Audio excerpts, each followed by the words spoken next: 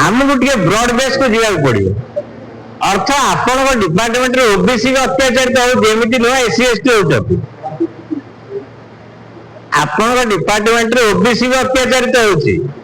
आपण डिपार्टमेंट जो मुसलमान चाकरी कर सी भी अत्याचारित होती आपण डिपार्टमेंट जो ख्रिस्टियान चाकरी कर सी भी असुरक्षित रोचे तेणु आम जेकोसी रोग डाक्तर पाखक आम नहीं जाऊे डाक्तर जब अनुभव करपरेशन केस सी प्रथम सब जिन चेक करें केते दिनर केस केते शरीर को एरिया व्यापी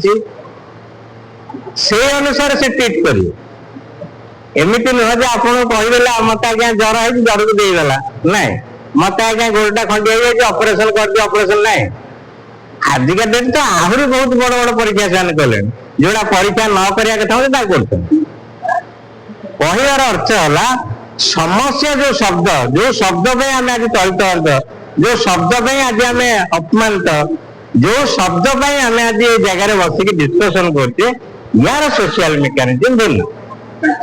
जो दिन जाए एससी एसटी ओबीसी माइनॉरिटी ये के लड़ती एटी कौन होती एससी एसटी विरुद्ध ओबीसी को लड़े दब जदि एससी एसटी गोटे ऑर्गेनाइजेशन कर साइट रे ओबीसी गोटे ऑर्गेनाइजेशन ब्राह्मण माध्यम लड़े दब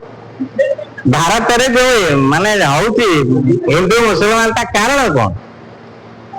हिंदू जिते दिन पर्यंत आप ब्रेन रोचे आप मुसलमान विरुद्ध लड़िया रेडी जो दिन आप एससी एसटी बोले निजे भावुं आप हकदार रेडी हो जो हकदार